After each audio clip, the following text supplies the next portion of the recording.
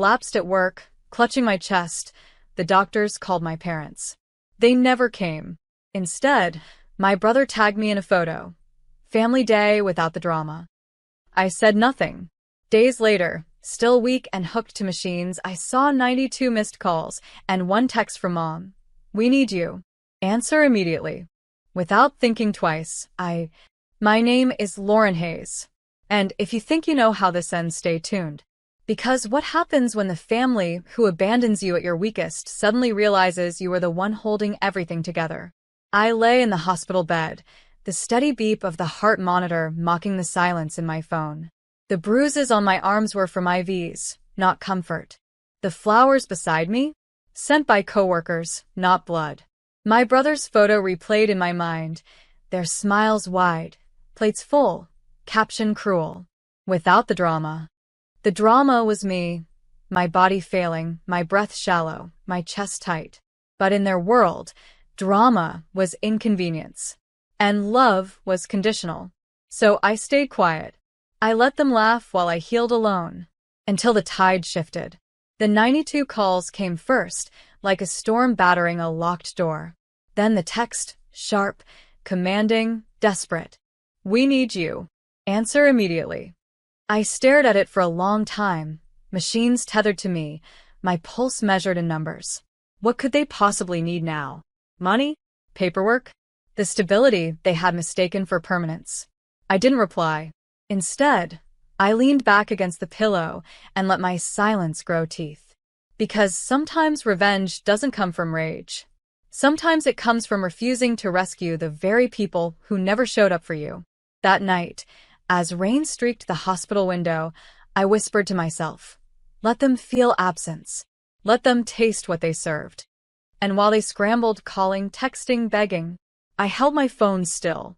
I knew one thing with absolute clarity. This story wasn't about collapsing anymore. It was about watching them collapse without me. And when I finally answered, it wouldn't be with mercy. It would be with truth. The calls didn't stop. By morning, the screen lit like a siren, their names flashing again and again. Dad. Mom. Unknown numbers. Even my brother, who had mocked me publicly, tried 5 times in a row. I let them ring out. For years, I had been their emergency line. The fixer. The one they leaned on when bills piled up, when legal forms confused them, when the house needed repairs, when emotions spilled over. Lauren will handle it. That was the family mantra. And I had handled it. Every time. Quietly. Lovingly. Desperately hoping it meant I mattered. But the night I collapsed, they didn't come. My body broke under the weight of responsibility, and they called it drama.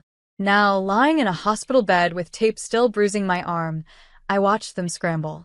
At 11:42 a.m., a text appeared from Mom. Lauren, your father's pension paperwork is frozen. We need you. This is urgent. Not are you okay? Not how's your heart? Not we're sorry. Urgency only mattered when it was theirs. My pulse quickened, not from weakness this time, but from clarity. They hadn't just abandoned me. They'd exposed themselves. Their love was a transaction. Their concern, a contract. I closed my eyes, hearing the steady monitor beep. Each sound reminded me I was alive. Barely, but alive. And that meant I had choices. So I made one. I called my lawyer. A man who didn't ask about family dinners, who didn't need photos or captions, only documents. Ms. Hayes, he said calmly, are you sure you want to proceed? Yes, I whispered. Within hours, signatures were filed. Accounts shifted. Access revoked. Every thread they had pulled from me was cut clean. When they called again, I knew what they wanted. Money. Papers. The stability I'd built in silence. And when I finally chose to answer, my voice would be steady, not with apology, but with distance. Because there's a difference between collapsing from exhaustion and letting the ones who drained you finally collapse without your hands to hold them. That truth was still waiting. And I was almost ready to deliver it. By the 3rd day, my strength was returning. I could walk the sterile hallway slowly, for pole in tow, nurses nodding encouragement as I passed. My heart was fragile, but my mind was sharp, sharper than it had been in years. The phone on my tray table buzzed constantly. 92 missed calls had become 137. And then one new text from my brother, the same one who had tagged me in that cruel photo. Look, we messed up. But Dad can't access his pension, Mom's insurance is tangled, and you're the only one who knows how to handle this. Please, just fix it. Fix it. That was always my role, the family's invisible backbone. They mocked me when I needed them, but begged when I wasn't available. I scrolled back to the photo he posted, the whole family laughing around a table, drinks raised, my name buried under the caption, without the drama. Now I imagine those same faces, not glowing with laughter, but twisted with panic. Their fixer was gone. At 3:27 p.m., another text from Mom arrived. Lauren, if you don't help us, we'll lose everything. Please just answer. You can be mad later. Mad later. As though my collapse, my hospital stay, my silence were just phases to push past. I didn't reply. Instead, I opened the folder my lawyer had couriered. Inside were the stamped confirmations. My removal as co-signer on their accounts. My resignation from the family trust. Transfer of my savings into a private account under my name only. I held each page like a lifeline. This wasn't vengeance. It was reclamation. That night, the news played softly on the TV in my hospital room. A local business segment highlighted my name, not my family's. Lauren Hayes, financial analyst, announces independent foundation to support patients with medical debt. I smiled faintly. They thought I was their fixer. They never realized I was also the builder. And now, the walls I built for them were gone. They could knock. They could beg. They could call 100 times. But all they would find was a locked door and a woman who finally decided to stop opening it. The true silence was coming. And this time, it would echo louder than their laughter ever did. The silence broke at midnight. My phone lit up again, this time with a string of messages that almost read like confessions, but not quite. Mom, Lauren, please. We should have come. We didn't realize. Brother. You know we love you, right? Things just got out of hand. Dad, call me. This is serious. I stare at the screen, the glow reflecting on the hospital walls. The words looked right, but they felt hollow.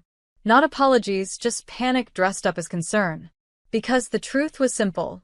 They weren't sorry for leaving me alone in a hospital bed. They were sorry the foundation they stood on was crumbling without me. The next morning, I was discharged.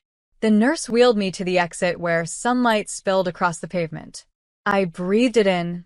The air, the freedom, the new pulse of life I'd almost lost. Waiting outside wasn't my family. It was a black sedan sent by my lawyer. The driver handed me an envelope before opening the door. Inside were the final documents. Notification of separation from the Hayes Family Trust. Official revocation of power of attorney my parents once held over me. Proof that every account now bore one signature only, mine. For the first time, I wasn't tethered to them. I leaned back in the car, watching the hospital fade behind me. My phone buzzed again. This time a voicemail from Mom, her voice shaking. Lauren, the bank froze the accounts. We can't even cover next month's mortgage. We need you. Please don't do this. But I hadn't done this to them. They had done it to themselves. Every time they dismissed my worth, every time they chose laughter over love, appearances over presence. I pressed delete. Because some messages don't deserve to live in memory. As the car pulled up to my apartment, I stepped out carefully, weaker in body but stronger in resolve. I unlocked the door with my own key, into a space that finally felt like mine. And for the first time in years, I didn't brace for someone else's weight.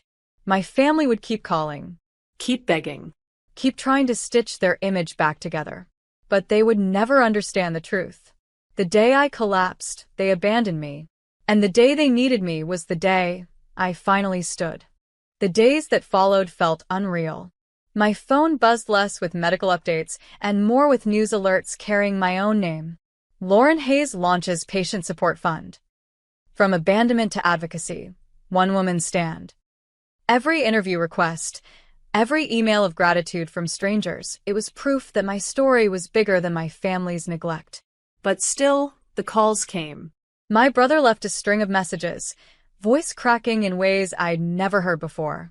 Please, Lauren. You know I didn't mean it. That post was a joke. Just a joke. We need you to fix this mess. You can't just walk away. A joke. That was how he justified mocking me while I lay hooked to machines.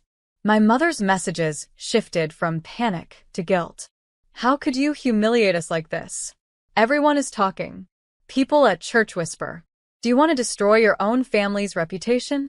Their reputation. Never my well-being. And my father? Silence. Except one text at dawn. This is beneath you. Call me. But I didn't call. Instead, I sat at my desk in the small apartment I had fought to keep, scrolling through messages from strangers. Cancer patients, heart patients, widows, single parents, each telling me my story made them feel seen. Their words healed me more than blood ever had. At the grocery store, a woman touched my arm gently. You don't know me, but thank you. You gave voice to people like me. And I realized something profound. My family's absence had created a space wide enough for the world to walk into. One night, I opened the group chat again. The last messages stared back like carved stone. We have dinner plans. Don't be dramatic. No worries. I could have left. Deleted. Closed the chapter. Instead, I typed 3 new words. I heard you. Then I muted the chat. Permanently. Because I didn't need their replies anymore. The next morning, the nonprofit sent me the final paperwork, my name listed as founder, sole trustee, sole voice. While my family clawed at locked doors, I was opening new ones for strangers. And I knew, deep in my healing chest, the truest revenge was never silence. It was building something so unshakable, they would have to watch it grow without them. The foundation's first event was small, a hospital auditorium filled with folding chairs and faces that carried the same quiet loneliness I once knew. Patients recovering from surgeries, families of the forgotten, nurses who had stayed when relatives didn't. I stood at the podium, my heart steady now, a faint scar hidden beneath my blouse. I collapsed once, I began, and the people I loved most weren't there. But strangers were. Nurses were. And that taught me something. Sometimes family isn't who shares your blood, it's who shows up. Applause rippled, soft but real. Later, as I shook hands and listened to stories, a volunteer whispered, "Your family must be so proud." I didn't answer. Pride wasn't what they felt. Panic, maybe. Shame, certainly. But never pride. Because while the event filled the hall with light, they sat in their house with curtains drawn, reputation collapsing like sandcastles in rain. That evening, another text came from Mom. "We can't pay the lawyer without your help. Please, Lauren, don't do this. You're tearing us apart." I laughed softly, not in cruelty, but in disbelief. They were already apart. My absence hadn't fractured them, it had revealed their fractures. At 9 p.m., the local news covered my event. The segment ended with the anchor saying, "Lauren Hayes reminds us all, love is proven in presence." The camera cut to applause, to faces beaming. And in that moment, somewhere across town, my family was watching the same screen. For once, they couldn't change the channel fast enough to escape me. I didn't need to gloat. I didn't need revenge in the way they expected. Because true justice isn't about punishing. It's about living in a light so bright that those who abandoned you are forced to squint. And as I lay in bed that night, the silence of their unanswered calls felt less like absence and more like freedom. Still, one final act remained, a closing scene they would never forget. Not in a hospital, not in a courtroom, but on a stage they valued more than anything else, the annual family reunion. And this time the headline would be mine. The annual family reunion was their crown jewel, the event that polished their image every year. Dozens of relatives gathered under rented tents, catered meals laid across white tablecloths, laughter rehearsed like theater. For years, I had been their silent prop, the one who arranged the chairs, signed the checks, kept the peace. This year, they hadn't invited me. But my name was already on the roster. Lauren Hayes, founder, Patient Support Fund. A cousin on the planning committee had quietly kept me on the program, slipping my name where they couldn't erase it. When I arrived, whispers surged through the crowd. My mother's face drained of color. My brother froze, plastic smile faltering mid-greeting. My father clenched his jaw, fingers tightening around his glass. The host tapped the microphone. And now, a few words from Lauren Hayes. I walked to the front, no fanfare, no theatrics. Just steady footsteps, my heart calm in a way it had never been before. I was supposed to be here last year. I began. But I wasn't, because when I collapsed, the people in this room never showed up. I asked for company in surgery, and the reply was, "Don't be dramatic." Gasps broke, the hum of chatter. Eyes turned to my family's table, where my mother stared at the floor, my brother shifted in his chair, my father's face hardened to stone. But here's what I learned. I continued. Family isn't about photos or perfect dinners. Family is presence. Family is care. And when blood failed me, strangers stepped in. That's why today, I stand not as your fixer, not as your forgotten daughter, but as the founder of something bigger, a fund that ensures no one faces surgery alone again. Applause erupted, raw and uncoached. Relatives I barely knew stood, clapping with tears in their eyes. Cameras from the local press snapped photos. Behind me, the banner of the reunion swayed in the summer wind. For once, my name didn't sit in the shadows of theirs. It stood on its own. I didn't look back at my family's table. I didn't need to, because the sound of applause rising around me was louder than their silence had ever been. And I knew the finale was ready. It would not be rage. It would not be punishment. It would be closure. And they would have no choice but to watch it unfold.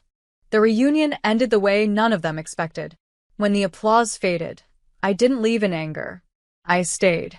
I walked among cousins and distant relatives who embraced me, some whispering, "We had no idea.